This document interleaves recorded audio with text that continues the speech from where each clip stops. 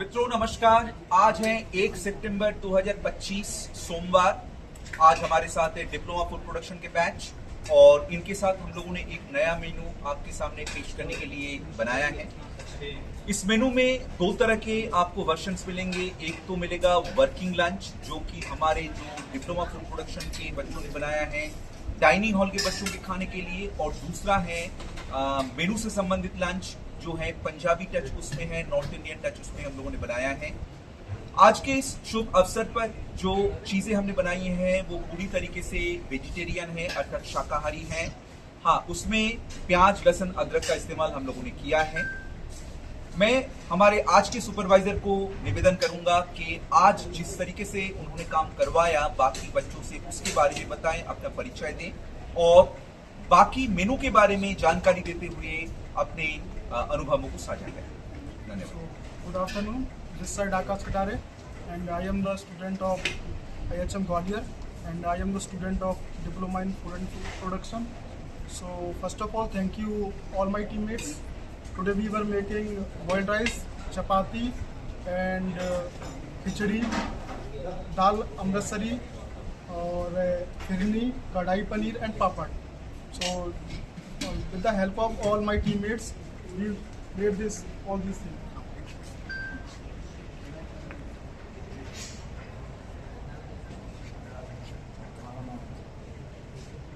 So ये सारी चीज़ें आज हमने बनाई हैं और आज हम बात कर लेते हैं ग्वालियर शहर के बारे में।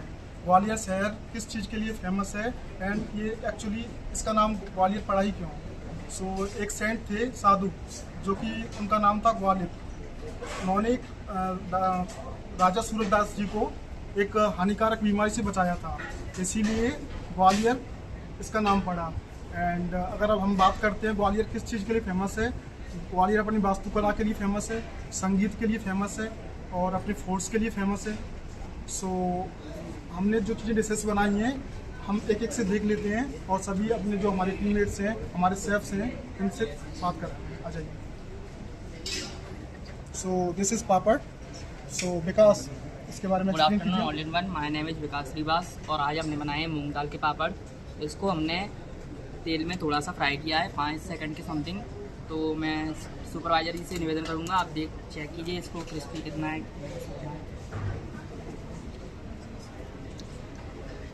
और मैं सर से भी निवेदन करूंगा, सर कृपया इसको टेस्ट कीजिए। मैं देख पा रहा हूँ इसमें ऑयल भी ज़्यादा नहीं है एंड क्रिस्पी भी अच्छा खासा है। आज का कलर काफी सुधरा हुआ है। इसमें जो गोल्डन येलो कलर वो यहाँ पे दिख रहा है और इसके जो शेप है वो भी अच्छी तरीके से मेंटेन करे गए हैं। मित्रों, आपको बहुत अच्छी तरीके से भली भांति याद होना जरूरी है कि जो चीज आप प्रेजेंट करते हैं, पेश करते हैं, उसके लुक अगर अच्छा नहीं होगा तो खाने वाले उस पर कोई इंटरेस्ट नहीं शो करेगा।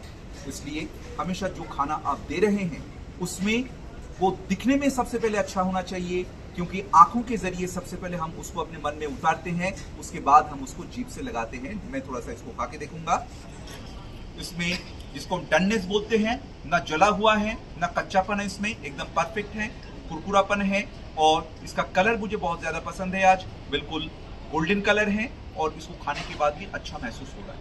सुपरवाइजर आगे अन्य सामग्रियों को बताएं। नेक्स्ट डिश हमारी है कढ़ाई पनीर। सो रोहित जाटव प्लीज एक्सप्लेन कीजिए इसको। मेरा नाम है Rohit Jatav, I am from Gwalior. जो कढ़ाई पनीर है नॉर्थ इंडियन डिश है।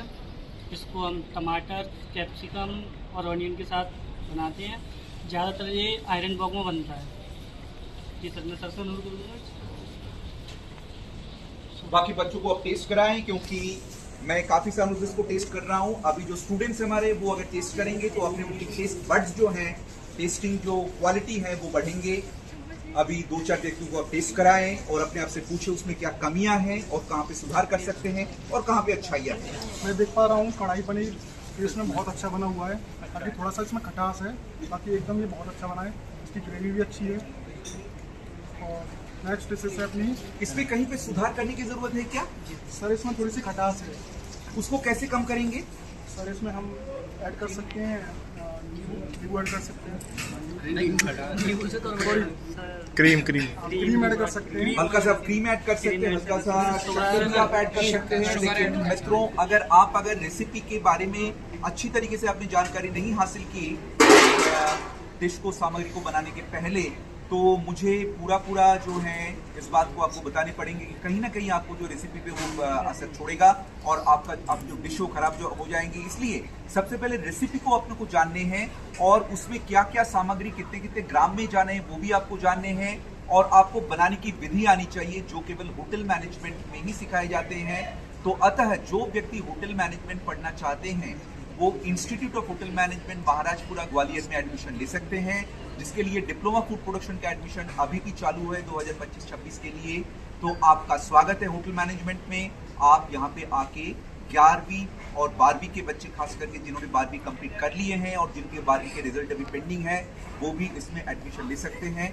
और जिनके उम्र ज्यादा है, यहाँ पे उम्र ज्यादा की कोई बात नहीं है क्योंकि भारत सरकार ने उम्र को हटा दिया है, उम्र का जो व्यवधान था उसको हटा दिया है। तो जिनकी भी एज ज्यादा लग रहे हैं, ग्रेजुएशन कर चुके, वो भी इसमें भाग ले सकते हैं, पढ़ सकते हैं।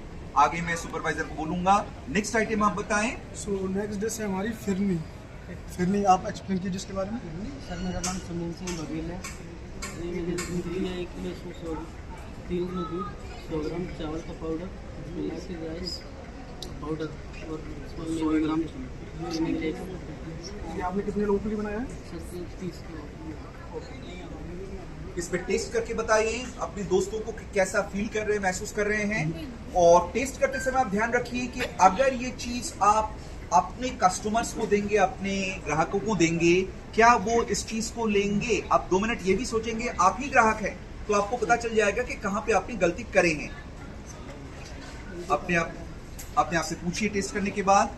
मैं देख पा रहा हूँ इसमें अच्छा खासा टेस्ट है, और एक तरह से वनीला आइसक्रीम उसका टेस्ट भी आ रहा है, उसका स्वाद आ रहा है फिरनी में। तो मित्रों, फिरनी जो है ये एक नवाबी क्विज़िन का हिस्सा बोल सकते हैं, जो कि कश्मीर में, जो अवध में, लखनऊ में और निज़ामी क्विज़िन में अर्थात हैदराबाद में ये काफ़ी फेमस है। खास करके इलाहाबाद में या यूपी के कई जगहों में इसके प्रचलन है। और ये एक खास किस्म के खीर हैं जो कि चावल को बेलन के जरिए तोड़ के बनाया जाता है, या जो टुकड़े में चावल मार्केट में बिकते हैं उससे भी ये बनाए जाते हैं। ये एक खीर ही है, लेकिन इसमें खाने वाले इत्र का इस्तेमाल किया जाता है, सैफरन का इस्तेमाल किया जाता है, अच्छे क्वालिटी के दूध का इस्तेमाल किया जाता है, और इसको मिट्टी के बर्तन में गुलाब की पंखुड़ी के साथ या केसर के साथ इसको सर्विस किया जाता है। मैंने फिर पहले जो बताई है आपको मैंने बात, वो मैं बताऊंगा यहाँ पे कि सबसे पहले अगर आंखों को चीज अच्छी लगे तो वो कस्टमर आपको जरूर खरीदेंगे। इसीलिए सबसे पहले आप प्रेजेंटेशन को अच्छा करिए, लुक वाइज अच्छा करिए, और डेफिनेटली ऑब्वियसली आपको उसकी प्रिपरेशन भी अच्छे करने पड़ेंगे। तो मैं समझता हूँ यहाँ पे फिरनी पे कहीं पे इम्प्रूवमेंट की जरूरत है, क्या कहीं पे सुधार की जरूरत है? इट इज गुड, लेकिन मैं फिर बोलूंगा कि इसको प्रैक्टिस करिए, आपके हाथ में ऑटोमेटिक सुधार आएंगे। आगे हम लोग चलेंगे, नेक्स्ट आइटम है दाल Amritsari. My name is Kunal. I am from Gwalior. I am purchasing diploma in food production from IHM Gwalior. मैंने बनाया दाल अमृतसरी। ये फेमस डिश है पंजाब की, काफ़ी फेमस है। इसका दूसरा नाम है अमृतसरी दाल कहते हैं इसको, और दूसरा नाम है इसका लंगर वाली दाल। वेरी सिंपल दाल है, ज़्यादा वो नहीं है, आप घर पे भी बना सकते हैं इसको। आइए टेस्ट करके देखिए। इसके आप टेक्सचर के बारे में कुछ बताएं कि इसमें सेमिटिक टेक्सचर जो है लंगड़ वाली दाल है, ये बहुत ही शुद्ध दाल है, बल्कि मैं कहूंगा ये सात्विक दाल है। मित्रों, इसके जो टेक्सचर है ये ना तो बहुत ज्यादा पतली है ना बहुत ज्यादा गाढ़ी है, ये सेमिथिक कहते हैं उसको, और इसको पंजाबी स्टाइल में रोटी के साथ बहुत ही अच्छा इसको लिया जा सकता है, स्वास्थ्य के लिए भी बहुत अच्छा है। इसमें न्यूट्रिएंट्स भी काफ़ी सारे हैं। लेकिन जो लोग गुरुद्वारा में गुरु जी का प्रसाद आप ले चुके हैं, उनको मैं बोलूँगा इस दाल को पूरी श्रद्धा के साथ लीजिए, पूरी श्रद्धा के साथ बनाइए, और मुझे पूरा विश्वास है कि गुरु जी का आशीर्वाद हम सबको मिलेंगे। बाकी मैं चाहूँगा कि इस दाल को आप सेवन करिए, थोड़ा सा टेस्ट करें और बताइए कि कहाँ पे हमें फिर भी सुधारने हैं।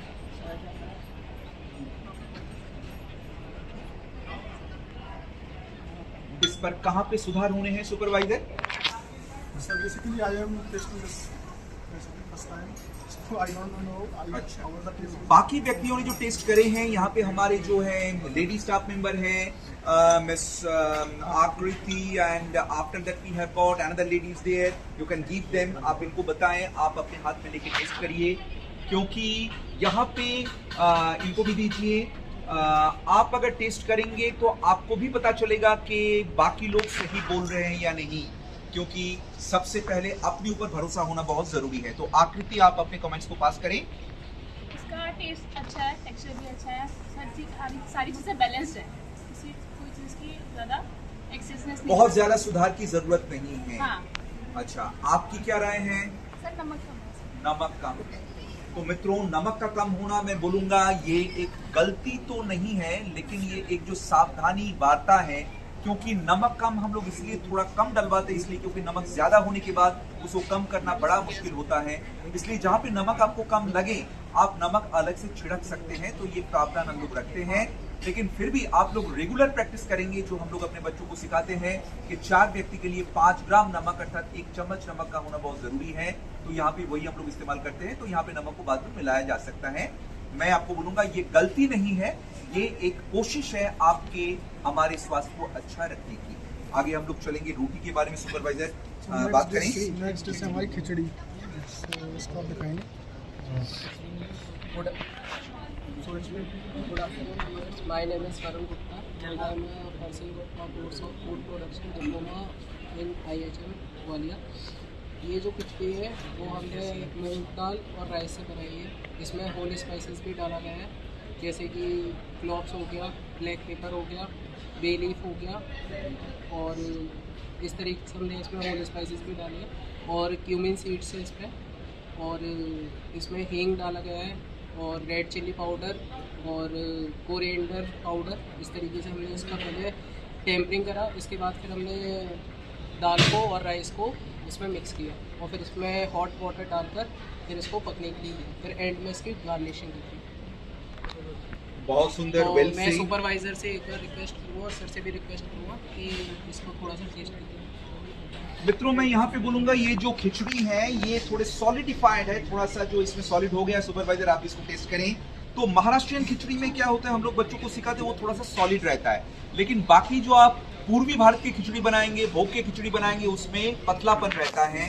तो ये जो खिचड़ी है ये थोड़ा सा सॉलिड है।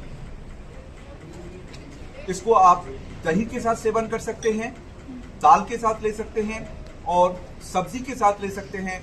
लेकिन खिचड़ी का नाम जहाँ पे आता है मित्रों, ये आप जान के रखें, ये पावन फूड आइटम है, अर्थात ये एक हॉली फूड आइटम है, और ये एक सात्विक फूड आइटम है। इसमें प्याज, लहसुन, अदरक का इस्तेमाल नहीं होता या बहुत ही कम मात्रा में होता है, और इसको हमेशा भोग के रूप में इसको चढ़ाया जाता है। आगे हम लोग चलेंगे, रोटी के बारे में हम लोग बताएंगे। सुपरवाइजर, पहले हमारे दर्शक बंधु को बताएं, रोटी और चपाती इन दोनों में क्या फर्क आपको पता है? सर रोटी बेसिकली तो अपने बीट से बनाई जाती है, एंड चपाती है ऑल्सो। तो दोनों में फर्क कहाँ पे हुआ बताएं? तो चपाती एक्चुअली क्या है नाम है, जो रोटी है अपनी तवा पे पहले सेकी जाती है, और उसके बाद में जो अपनी आँच बोलते हैं उसको, उस पर अग्नि पे सेकी जाती है।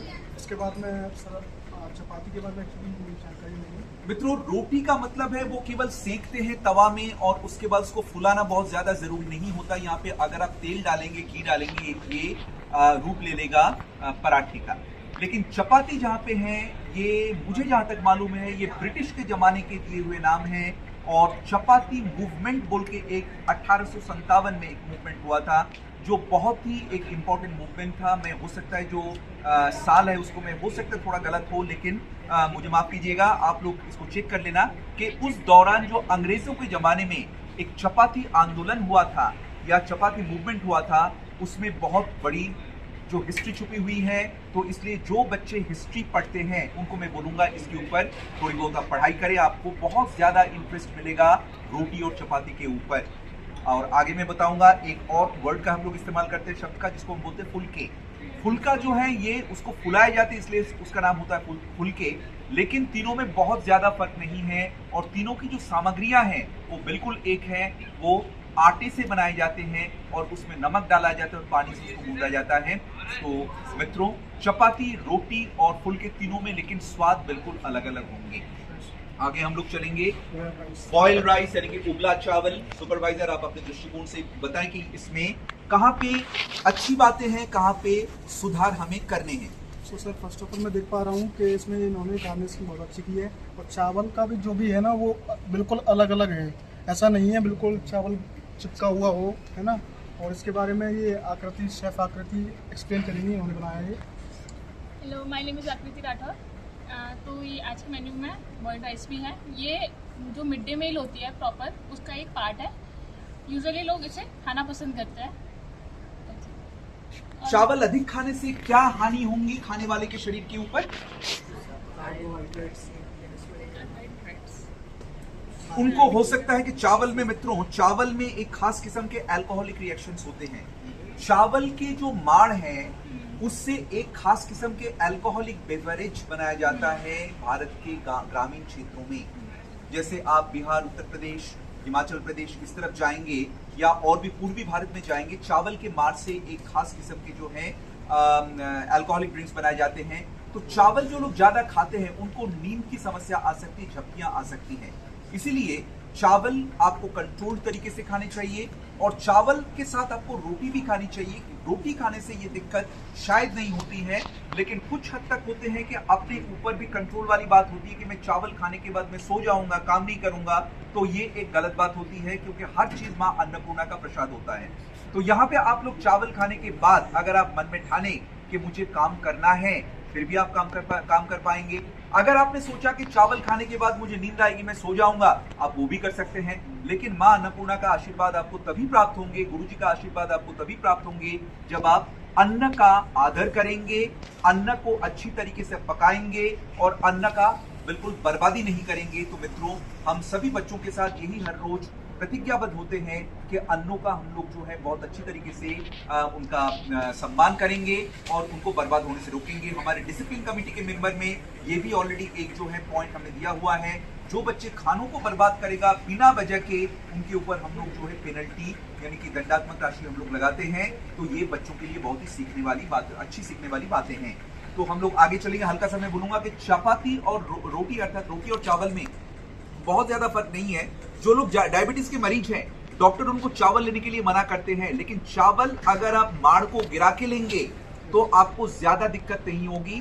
डायबिटीज के मरीज को सबसे ज्यादा दिक्कत होती है जब वो परहेज नहीं करते, तभी होते हैं। अदरवाइज प्रकृति माँ के सामने हम सब बराबर हैं, वो हमें अच्छी तरीके से देखना चाहती है। तो प्रणाम प्रकृति माँ को मेरी तरफ से। उसके बाद हमारे पास है सैलेड। सुपरवाइजर, अपने नॉलेज में आप बताएं कि सैलेड में इसमें क्या क्या खूबियां हैं? सर मैं देख पा रहा हूँ एक तो इनकी कट्स हैं बहुत अच्छी हैं, एक जैसे कट्स लगे हुए हैं सारे के सारे, एंड इन्होंने गार्निश भी अच्छे से किया है, एंड इसका काफ़ी अच्छा फ्रेशिंग है। बाकी इन्होंने सही से पकाया है कि नहीं देख लेता हूँ मैं एक बार। तो मित्रों, यहाँ पे जो सैलेड की कटिंग्स है, आप यहाँ पे देख रहे हैं, सैलेड की कटिंग्स केवल राउंडिंग ही डाले गए हैं। लेकिन मैं बच्चों से बोलूंगा कि हमारे यहाँ पे कम से 15 से 16 तरह के कटिंग हम लोग यहाँ पे सिखाते हैं। तो आप लोगों को जो भी कटिंग यहाँ पे सिखाए जाते हैं, हर तरह की कटिंग का प्रयोग करें, तभी आपके हाथ में सफाई आएगी, आपके हाथ में सुंदरता बनेंगे। और यहाँ पे जो राउंडल कट है, यानी कि जो सर्कुलर कट है, वो तो एक तरह की कटिंग है। आपको उसको लंबाई में काट सकते हैं, आप श्रेड्स में काट सकते हैं, आप ट्रायंगुलर अर्थात त्रिकोण शेप में काट सकते हैं। उससे क्या होगा, आपकी जो सोचने की ताकत है वो बढ़ेंगे और सामने वाले को भी ये एहसास मिलेगा, एहसास दिला सकते हैं कि आपके हाथ में जादू है, तभी वो आपके होटल में आएंगे, वरना आपके पास वो नहीं आएंगे। ये बिजनेस मेकिंग पॉलिसी। तो यहाँ पे हमारे बच्चों के सामने मैं ये कहना चाहूंगा कि आप लोगों को कोई अगर सवाल अगर पूछना है तो मेरे से पूछ सकते हैं, ताकि मैं आपका जवाब दे सकूं। कोई सवाल अगर किसी को है तो आप आराम से पूछ सकते हैं, बेझिझक होकर पूछ सकते हैं। लेकिन आज का ये जो एपिसोड है, ये एपिसोड बहुत ही सुंदर रहा। हालांकि हर रोज हम एक ही तरह के खाना बनाते हैं, लेकिन कोशिश हमारी ये रहती है कि हर गुजरा हुआ कल आज के कल से कम सुंदर हो, अर्थात आज का कल गुजरे हुए कल से ज्यादा सुंदर हो। लेकिन मित्रों, गुजरे हुए कल के ऊपर ही आज का कल निर्भरशील है और आज के कल के ऊपर ही आने वाला कल निर्भरशील है। इसलिए गुजरे हुए कल से हम लोग सीखेंगे ताकि आने वाला कल हम लोग और अच्छा बना सके। इसलिए कहा जाता है ओल्ड इज गोल्ड। हमेशा बड़ों की इज्जत करनी चाहिए, बुजुर्गों की इज्जत करनी चाहिए और हमेशा फ्यूचर के लिए तैयार होना चाहिए। We should always be future ready for the hotel industry, for the future consequences, and we will very much confident out here that we will overcome all the troubles for the betterment of our country. So supervisor, आपको मेरी तरफ से बहुत बहुत धन्यवाद और बाकी सबको मेरा नमस्कार। हम लोग सभी दर्शक बंधुओं को नमस्कार देते हैं और आज का ये एपिसोड यहाँ पे समाप्त करते हैं। हमारा IHM ग्वालियर का एड्रेस है www.ihmgwalior.org। हम लोग मंडे टू फ्राइडे 9 to 5:30 यहाँ पे अवेलेबल रहते हैं। आप लोग कभी भी आ सकते हैं। हम लोग आपकी सेवा में हमेशा हम लोग तत्पर रहते हैं। धन्यवाद। सही रहें, अच्छा रहें, सलामत रहें और हमेशा ईश्वर के द्वारा आशीर्वादित रहें। धन्यवाद।